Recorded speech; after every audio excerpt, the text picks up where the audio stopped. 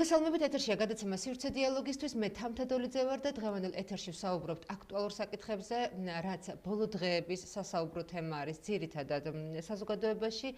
ეს გახლავთ დიუშენის სინდრომის მქონე ბავშვების მშობლების უწყვეტი პროტესტი და პასუხი, რომელიც მათ ხელისუფლებისგან მიიღეს და ასევე შევეხებით საკადრო ცვლილებებს, რომელიც ბოლო დღეებში განხორციელდა.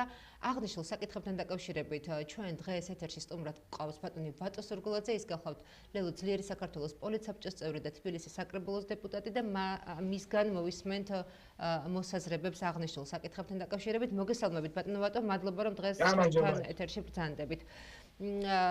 დიუშენის სინდრომის მქონე ბავშვების მშობლების პროტესტზე მინდა პირველ რიგში გკითხოთ, იმიტომ რომ გარდა იმისა, რომ ცხადია აქტიურად ხართ ჩართული პოლიტიკურ პროცესებში, გაქვთ საკმაოდ დიდი გამოცდილება იმისა, თუ როგორ უნდა წარმართოს სახელმწიფომ პოლიტიკა, რაც ეხება მედიცინის სფეროს და რას გვეტყვით ბოლო დღეებში განვითარებულ მოვლენებზე, მშობლების მოთხოვნაზე და პასუხზე, რომელიც მათ შესაბამისი უწყებისგან მიიღეს. ჩემდა სამწუხაროდ ისევ და ისევ პასუხი იყო ძალიან არაკომპეტენტური.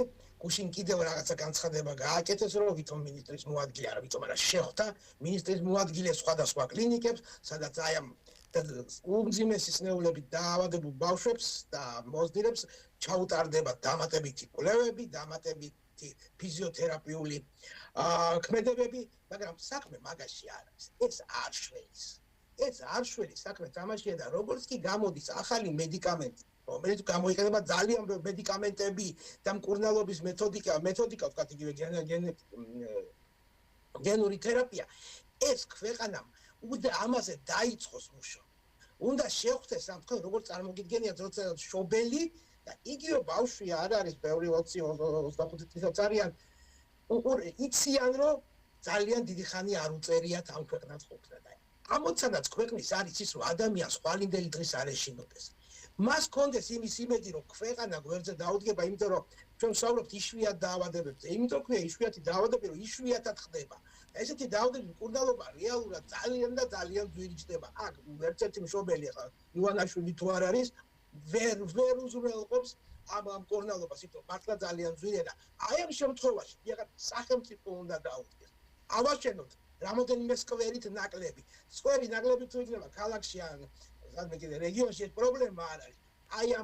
აი ამ ადამიანებს იმედი ჭირდებათ, იმედი იმისა, რომ ქვეყანა გვერდზე დაუდგებათ, მშობლებს ჭირდებათ იმის იმედი, რომ ყველაფერი გააკეთეს თავისუფლებისთვის, რომ მათი ცხოვრება უფრო კომფორტული, უფრო მაღალი ხარისხის იყოს. ეგრეთ წოდებული, ეგრეთ წოდებული ჯანდაცვის მინისტრი, ეს ჯანდაცვის მინისტრია. გამოდის და იძახის, ეს ხო საშველია, ეს ხო არ მკურნალობს. უამრავი დაავადება, რომელიც არ იმკურნება, მაგრამ ჭირდება, რომ ადამიანი ცხოვრობდეს ნორმალურად, მისი ცხოვრების ხარისხი იყოს მაღალი, მაქსიმუმ მაღალი როგორც შეგვიძლია, რომ მას იმედი კონდეს, რომ ის უფრო დიდხანს იცხოვრებს. კი ბატონო, არგუმენტები. ჯანდაცვის ამოცანა არის ის, რომ ადამიანმა რაც შეიძლება დიდხანს იცხოვროს და რაც შეიძლება დიდი პერიოდის განმავლობაში იყოს ჯანმრთელი. ეს არის ამოცანა. რომელ მედიკამენტს არგუმენტებთან დაკავშირებით უნდა იყოს ჩამოტანილი. იახაც ეს არის ამოცანა და ამას მუშაობა ჭირდება. კი ბატონო, არგუმენტებთან დაკავშირებით მინდა გკითხოთ, რაც ჩვენ მოვისმინეთ ხელისუფლებისგან ერთის მხრივ გაჟღერდა მოსაზრებები, რომ ეს მედიკამენტები რისკი შემცველია და არ არის დამტკიცებული მისი უდავო სარგებლიანობა რისკის გარეშე და მეორეს მხრივ ერთ-ერთმა მშობელმა განაცხადა, რომ მინისტრმა აღნიშნა ასეთი რამ, რომ პრეცედენტის დაშვების შემთხვევაში სხვა დაავადებების მატარებელი ადამიანებიც მოითხოვენო რაღაცა მსგავს სპეც დახმარებას, ასე რომ ვთქვათ. თუ ეს სიმართლეა, რამდენად კორექტულია ეს განცხადება და ზოგადად აი ამ მედიკამენტებთან დაკავშირებით ხომ არ დაინტერესებულ ხართ, როგორია რეალობა მართლაც? არ არსებობს მედიკამენტი და ამის წინათ რომელსაც არა გვერდით მოვლენა. არ არსებობს, აი მოვიყვა კატაბალახ ანუ ვალერია ჩვენ იმასაც კი აქვს თავისი გვერდითი მოვლენა. მით უმეტეს ესეთ მედიკამენტებს, ესეთ რთულ მედიკამენტებს, რომელზეც ახლა ჩვენ საუბრობთ. და საუბარი იმაზე, რომ ეს მედიკამენტები არ შველის, რატო? როდესაც FDA, ანუ შეერთებული შტატების კვების და მედიკამენტების ასოციაცია, როდესაც ბევრი ქვეყანა უკვე შეიძინა ეს მედიკამენტები უფასოდ ურიგებს ამაშია საქმე ზუსტად რომ თქვენ უნდა დავიწყოთ ყველას არ უშვებთ დიახაც არ უშვებთ მაგრამ ჩვენ უნდა ვიმუშაოთ ამის მიმართულებით რომ მაქსიმალური გავაკეთოთ და რაც ეხება დიახაც მე ვამბობ და ეს კიდევაც ახლა პოლიტიკური ჩქიმის არ ჩამიწოლოთ მაგრამ ჩვენ პარტიას კიდე 2020 წლის არჩევნებში ჰქონდა დაწერილი ჩვენ 24 წლის არჩევნებშიც ჰქონდა დაწერილი რომ იშვიათი დაავადებები ის დაავადებები რომელსაც კურნალობა ძალიან ძვირი ჩდება და უბრალოდ იშვიათად ხდება უნდა იყოს სახელმწიფო უნდა იყოს თავის თავზე და არა აქ ეს მნიშვნელობა თუ შენის დაავადება იქნება თუ სხვა რომელიმე გენეტიკური ან მძიმე-სომატური დაავადება დიახაც ესეთი ამ დაავადებებს არც ერთი სადაზღვევო კომპანია ეს სადაზღვევო ინდუსტრია ისე ცუდად ჩავარდნილი გვაქვს მაგრამ ისე ვიძახი არა იღებს თავის თავზე ამიტომ ყველა ნორმალურ ქვეყანაში ქვეყანებზე ვიძახი და არა რუსეთზე ყველა ნორმალურ წარმოჩენო რუსეთშიც კი წარმოიდგინეთ რომ ამ მედიკამენტებს სახელმწიფო ყიდულობს და რაღაცა მოცულობა პაციენტების მოქალაქეების რომელიც დასნეულებული ამ დაავადებებს იმათაც უზრუნველყოფს ამ მედიკამენტებს რუსეთიც კი რაიცის ამ მინისტრმა ან მისმა მოადგილებმა სამწუხაროდ არ აყვავს ბევრი სპეციალისტი ამ მიმართულებით და იმიტომ რომ მართლა იშვიათად ხდება ეს დაავადება რომ იცოდეს ყოველ ახალ 3-5,000-მდე ახალ შობილზე ბიჭებში არის ერთი შემთხვევა და გოგონებში ძალიან იშვიათია ერთი შემთხვევა 50 მილიონ ახალ შობილ გოგონებში. გასაგებია. ამიტომ დიახაც სახელმწიფოს გვერდზე დგომაა საჭირო. აი ამაშია გვერდზე დგომა საჭირო არც შობილს, არც პაციენტს, არ კონდეს შეიძლება რომ რაღაცის გაკეთება შეიძლება და არ გაკეთდა და დიახაც კიდევ გავიმეორებ ყველა გენეტიკური დაავადება, ყველა იშვიათი დაავადება, რომლის კურდალობაც შეიძლება, რომლის გაუმჯობესება, ცხოვრების ხარისხის უზრუნველყოფა, ატოვა შეიძლება, დიახაც სახელმწიფო უნდა აიღოს თავის თავზე. გასაგებია. ნაკლები მანქანები იყიდონ, ეგერ მარტო ყოფილ პრემიერ-მინისტრს 7 მილიონი რო უპოვეს, აი საიდან უპოვეს და ესე 7 მილიონი ბევრია. ფული არსებობს ქვეყანაში. აი ამისთვის ფული არსებობს, სახსრები არსებობს და ქვეყანამ ყველაფერი უნდა გააკეთოს იმისათვის, რომ ამ ადამიანებს იმედი არ გაუქრეს. ეს არის ყველაზე მნიშვნელოვანი, თუ შენ თავს მთავრობას და სახელმწიფოს და მართლს ეძახი. კი ბატონო. მეორე თემას რომ შევახოთ ასევე ბატონო, მთავრობა ახსენეთ და ვიხილეთ სულ რამდენიმე დღის წინ განხორციელებული ცვლილებები განსაკუთრებით მამუკა მდინარაძესთან დაკავშირებით და არის საუბრები იმაზე, რომ ამით ირაკლი კობახიძის პოზიციები შესუსტდა, არის საუბარი თვითონ სუსის სამომავლო სტრატეგიაზე, რა მიმართულებით წავა ის. თქვენ როგორ შეაფასებდით, რა მოხდა და რატომ მოხდა ეს გადანაცვლება აი ამ თანამდებობრივ პოზიციებზე და რატომ გეკა გელაძე მაგალითად? ამ ქვეყანაში, იცით რა, მართლა ძალიან კაი სამშობლო გვაქვს, მაგრამ ჩვენნაირი სამშობლო და ჩვენნაირი არავის შეიძლება ბევრს არ აქვს, კი არა, მე ესე დავწმუნდა, სამწუხაროდ ჩვენ როგორც სახელმწიფო ვერ შევდექით როგორც ქვეყანა. და პრობლემაც იმაშია, რომ ამ ქვეყანაში ყველაფერი საქართველოს წდება ერთი ადამიანის იდეით, უნტრუში, ტრიუკით. აქ არავითარ ლოგიკაში ამაში არ არსებობს ადამიანი რომ 8 თვის წინ დანიშნეს. ნაპოლეონზე წრაფი სამხედრო კარიერა გაიკეთა, ანუ ეს ხო საერთოდ უკვე სასაცილოც არ არის, ატირალია. ლეიტენანტიდან ადამიანი 6 თვეში გახდა გენერალ-მაიორი, ნუ აი ყველაფერს დავანებოთ მაგას თავი. და ეხლა იძახს, არა, ესო დაგეგმილი იყო, მე რო ცოტა ხნით ვიქნებოდიო და მე სხვა თანამდებობებზე გადამიყვანდებოდა. რატო იყო დაგეგმილი? ოხანაჩული ვინმეს გახსოვთ?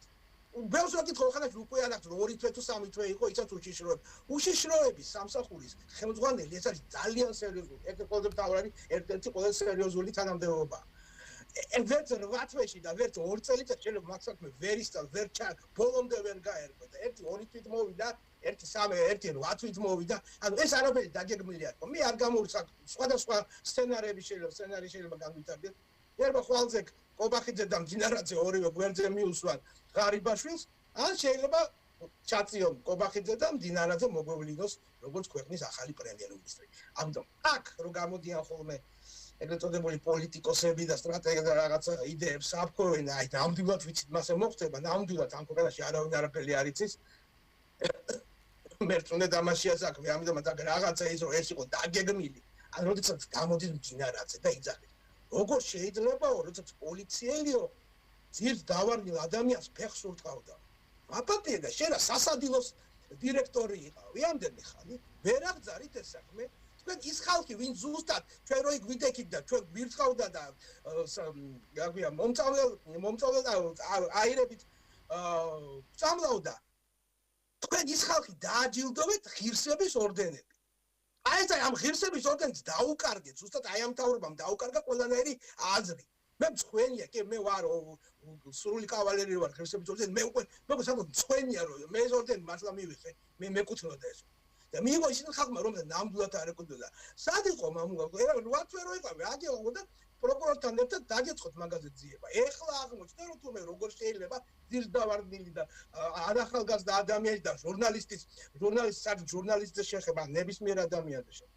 ამიტომაც კიდევ ეს გადაადგილებები, ეს არის ერთი ადამიანის ივანაშვილის, ეხლა ივანაშვილის რაღაცა კონტროლში რაღაცა არ მოეწონა, რას არ გაკეთდა და კიდევ შეიძლება ორივე დაიჭირონ, ხოლმე შეიძლება მდიდარაძე მოგვევლინოს როგორც გითხარით პრემიერ-მინისტრი. გასაგებია და ბოლოს შეკითხვას დაგისვამთ ბატონო ვატო, დღევანდელი ეთერისთვის არ მინდა რომ არ შევეხოთ რეგიონებს და ოზურგეთის საკრებულოს და ასევე იმ საკრებულოებს ჩვენთან, სადაც თქვენ ყავთ თქვენი წარმომადგენლები, როგორ შეაფასებთ 6 თვის თავზე ამ მუშაობას, თქვენი დეპუტატების საქმიანობას, თქვენ როგორ ფიქრობთ, რამდენად მიეცათ მათ საშუალება რეალური საქმიანობის, ან რას გეგმავთ სამომავლოდ? მოკლედ, მინდა რომ რაღაცნაირად თქვენი კომენტარი მოვისმინოთ ადგილობრივ საკრებულოებთან მიმართებაში და გურიის რეგიონთან მიმართებაში. ჩვენ ალბათ ითით 58 მუნიციპალიტეტში ყავს დეპუტატები და ჩვენ რეალურად ვთილობთ გავაკეთოთ პატარა საქმეები, ვიღაცა კონკრეტულად დავეხმაროთ. იქ სახურავის გადახურვა იქნება, იქ მიწის დაკანონება იქნება, მაგრამ ამის საშუალება სამწუხაროდ არ გვეძლევა. ჩვენი იდეა, იცით ალბათ ეს იდეა, სკოლაში შემოვიტანოთ კვება. კი ბატონო. დათვლილი გვაქვს, ყველა მუნიციპალიტეტი ცალკე დათვლილება რა დაგვიჭდება. დავიწყოთ პირველიდან მეოთხე კლასამდე. პირველ ეტაპს. და გავაკეთოთ, გაკეთებადია, გაწერილია ეს ყველაფერი. შევიტანეთ ყველა მუნიციპალიტეტში, რა თქმა უნდა, ასევე გურიაში, ლანჩხუთში, ოზურგეთში, ჩოხატაურშიც, მაგრამ რეაგირება პრაქტიკულად არ არის. სამაგიეროდ მანქანებს ვყიდულობენ კარგად. სამაგიეროდ ხო აღმოჩნდა, რომ იმდენ ბენზინს აცხავდა წინა გამგებელი ოზურგეთის, რომ იმ მანქანას აფში არ ეტეო. ეს ამაზე არავინ არაფერს არ საუბრობდა. ჩვენ ვცდილობთ და კიდევ ამ ყველა მოქალაქეს ვეთქვი, ვისაც საჭიროება გაქვს, მიმართეთ ჩვენს დეპუტატებს სამივე რეგიონში, სამივე მუნიციპალიტეტში გვყავს თუ რამე პრობლემა გაქვს. აი საყოფაცხოვრებო პრობლემა იქნება, წყალს შეეხება, გზის დაგებას შეეხება, მე ვიცი პირადად 20 წელს მოვიარე ძალიან ბევრი ძალიან ყველა სოფელში და ძალიან ბევრი სოფელში დამყოფი ვარ, გზის პრობლემა გვაქვს და დამტარში რომ შეუძლებელია გადაადგილება, ჩემი თვალით ნახე ეს ყველაფერია. მიმართეთ, არ მოერიდოთ და ჩვენ ყველაფერს გავაკეთებთ, რომ დავეხმაროთ იმ საკითხების გადაჭერაში. კი ბატონო, ძალიან დიდი მადლობა ბატონო ვატო, მადლობა თითოეულ საკითხზე საუბრისთვის და მაყურებელს შევახსენებ, რომ ჩვენ საუბრობდით ბატონ ვატო სურგულაძესთან ერთად, ის გახლავთ ლელო ძლიერი საქართველოს პოლიცსაბჭოს წევრი და თბილისის საკრებულოს დეპუტატი. მე მომავალ შეხვედრამდე გემშვიდობებით, კარგად ბრძანდებოდეთ.